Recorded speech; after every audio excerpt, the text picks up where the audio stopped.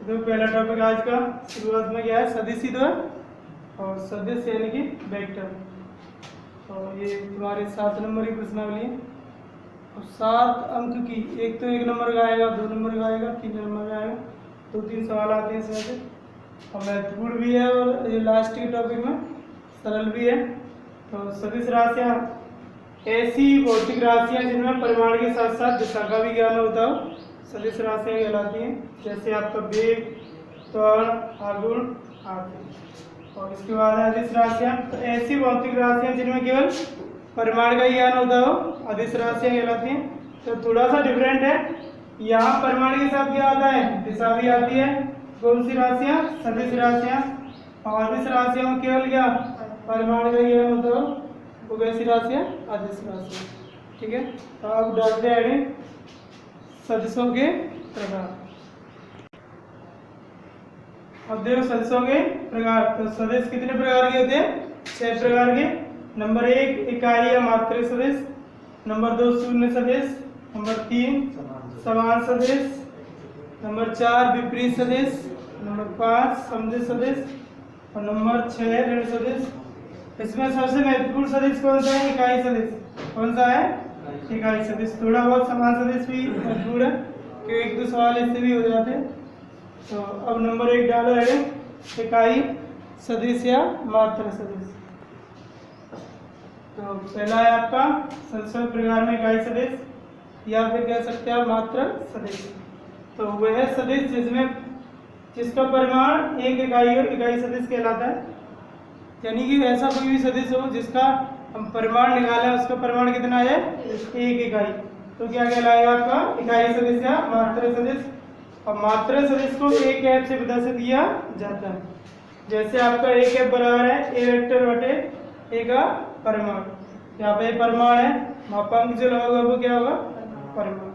तो ये A सदिश है। या फिर कह सकते हैं आप किसी भी सदिश के कैप का परिमाण ले लो, वो कितना आ जाए 1, तो वो क्या कहलाएगा आपका मात्र सदिश। और एग्जाम्पल दे सकते हैं आप, जैसे मान के चलो A वेक्टर बराबर दे रहा हूँ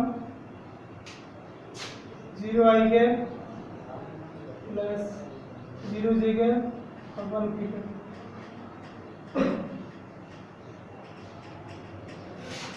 हम मान के चलो ये तुम्हारा इसका परिमाण निकाला है, तो ये आपका होता है ये a1 का मान है 0 का स्क्वायर, ये b1 का मान ये भी 0 का स्क्वायर प्लस यहाँ 1 का वर्ग। तो इसका परिमाण निकालेंगे, तो यहाँ 0 सब 1 हो रहा है, 1 ही तो आ गया, क्या आ गया, तो क्या कहलाएगा आपको मात्र सदिश। एग्जाम्पल बताओ,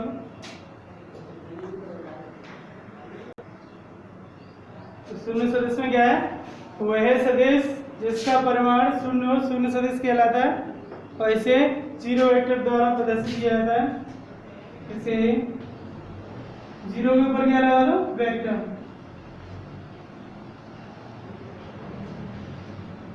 0 वेक्टर से प्रदर्शित किया जाता है।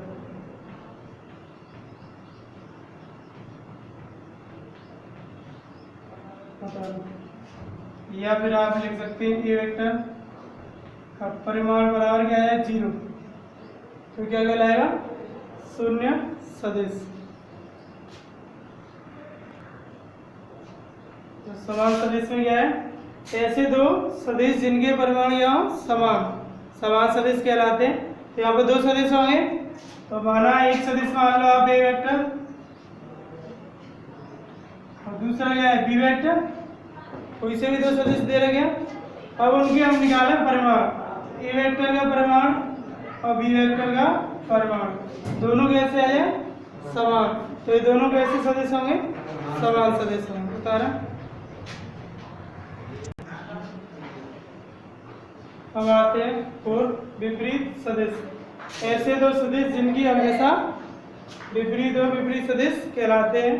अब यहाँ पे रेखा से समझ लें, ये कोई सदिश है ए वेक्टर और ये दूसरा सदिश है बी वेक्टर। इस सदिश की दिशा किधर है, इस तरफ, और इस सदिश की दिशा इस तरफ है। एक दूसरे विपरीत ही तो दिशा है, तो इन दोनों की अवदिशा क्या है, विपरीत है, तो कैसे कहलाएंगे, विपरीत सदिश।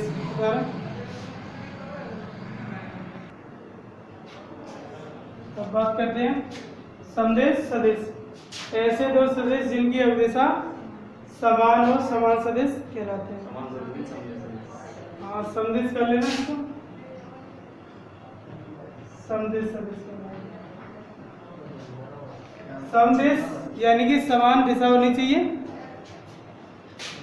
इस तरफ भी इसकी ए वेक्टर की दिशा हो और सी की इसी तरफ क्या हो, बी वेक्टर की। दोनों सदिश कैसे हुए, समदेश सदिश। उदाहरण तो ऋण सदिश में क्या है, ऐसे दो सदिश जिनकी अवदिशा विपरीत होंगे लेकिन इनका परिमाण कैसा होगा, समान, तो क्या कहलाएंगे, ऋण सदिश। जैसे मान के चलो ये वेक्टर है, ये इसकी दिशा इस तरफ है और ये बी वेक्टर है, इसकी दिशा इस तरफ है, लेकिन इन दोनों के परिमाण निकाले हैं, परिमाण दोनों को कैसे आ जाए, समान। अब दिशा तो अलग थी लेकिन परिमाण कैसे थे, समान, तो ये सदिश कैसे कहलाते हैं, ऋण सदिश।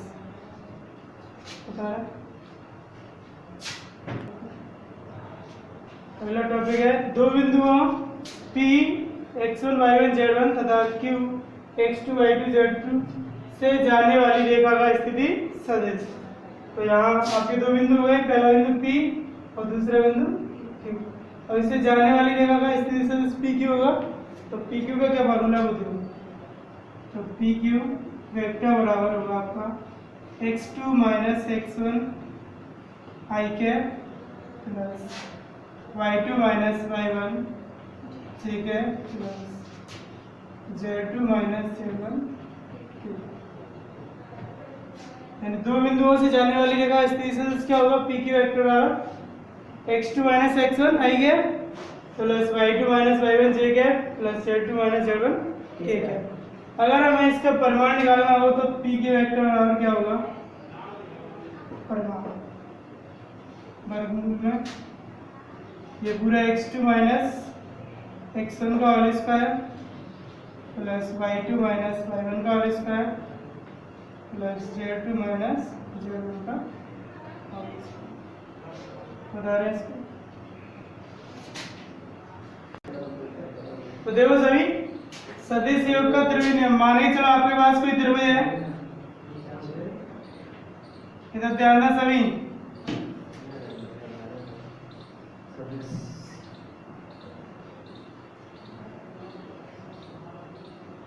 ए बी सी, तो ए वेक्टर हो गए, ए से बी तक का ए वेक्टर और बी से सी तक का बी वेक्टर।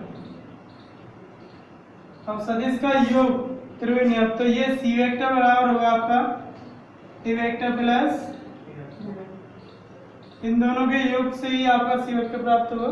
ये पहली और से बुझा, इनका दिशा ध्यान रखें, ए से बी की तरफ, ए बी से सी की तरफ, और ये बनेगी आपकी ए से सी की तरफ। तो ये सदिश योग का क्या हो गया, त्रिभुज नियम। ए वेक्टर और बी वेक्टर इन दोनों के योग से बनेगा सी वेक्टर, जो कि आपका कर्ण बनेगा, ठीक है, कर्ण होगा। जैसे आपका समांतर चतुर्भुज हो, तो समांतर चतुर्भुज के योग का आपका नियम हो जाएगा, नहीं सदिश योग का चतुर्भुज नियम हो जाएगा, तो उसमें क्या बनेगा, सेम ऐसे बनेगा, ये समांतर चतुर्भुज है।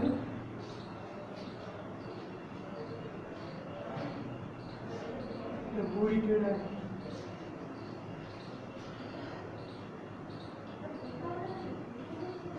अब इसमें समांतर चतुर्भुज में आमने सामने भी आगे ऐसी होती है, समांतर और समानी तो होती है। तो ये ए वेक्टर है तो ये भी क्या बनेगा, ए वेक्टर, और ये भी वेक्टर है तो ये भी बी वेक्टर, और ये क्या बनेगा आपका ए वेक्टर प्लस बी वेक्टर।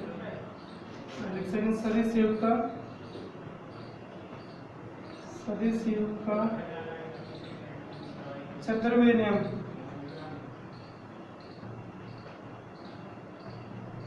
एक में पढ़ लोगे आप, बता ले इसको। सदिश युग्म का त्रिविमीय नियम हो गया, ए वेक्टर बी वेक्टर तो सी वेक्टर बराबर क्या बनेगा ए प्लस बी वेक्टर। और सदिश युग्म का चतुर्विमीय नियम ए वेक्टर तो इसके जस्ट आमने सामने में जाए, दोनों कैसे होगी समान और समांतर, तो ये हो जाए इसके समांतर और समान, तो ए वेक्टर यही होगा ए वेक्टर ये, और ये बी वेक्टर है तो ये बी वेक्टर, आपको कर्ण बनेगा ए प्लस बी वेक्टर बराबर सी वेक्टर कह सकते हैं। तो ये दोनों नियम उतार लो, 13.1 स्टार्ट होती है। तो सदिश का व्यापक रूप क्या होता है, माना एक कोई वेक्टर है तो उसका व्यापक रूप होगा a1 i cap plus b1 j cap plus c1 k cap. ये किसी सदिश का व्यापक रूप हो गया, यानी ए वेक्टर है तो उसका जो व्यापक रूप होगा क्या होगा, i कैप का गुणांक होगा a1, j कैप का गुणांक होगा b1 और k कैप का गुणांक होगा c1। अगर इसकी हम परिमाण की बात करें तो इसका परिमाण आएगा ए वेक्टर का परिमाण बराबर वर्गमूल a1 का स्क्वायर प्लस b1 का स्क्वायर और प्लस c1 का स्क्वायर। ठीक है, ये तुम्हारा ए वेक्टर था। व्यापक रूप में कोई सदिश दे रहा है और उसका परिमाण निकालना है तो क्या होगा, आई कैप के गुणांक क्या है a1 उसका स्क्वायर प्लस जे कैप का गुणांक क्या है b1 उसका स्क्वायर प्लस के कैप का गुणांक क्या है c1 उसका स्क्वायर का पूरे का क्या वर्गमूल। ये क्या होता है आपका परिमाण। ये क्या हो गया, परिमाण हो गया ए का, बता रहे हैं सभी इसको।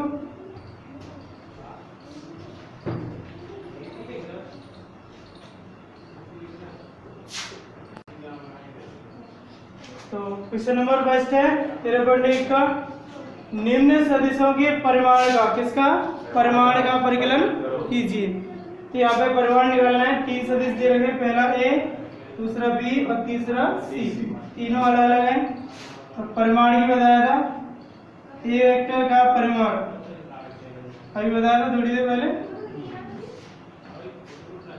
मापांक हो जाता है परिमाण, ए वेक्टर का परिमाण ए का मापांक बराबर वर्गमूल आई का गुणांक कितना है 1 का स्क्वायर प्लस जे का गुणांक भी कितना है 1 का स्क्वायर प्लस के का गुणांक भी कितना है 1 का स्क्वायर। ए का परिमाण बराबर आ गया 1 का वर्ग 1 प्लस 1 कितने हुए, तीनों जोड़े हैं तो 3। तो ए का परिमाण कितना आ चुका आपका वर्गमूल 3। अब इसका निकालें बी का परिमाण, बी वेक्टर का परिमाण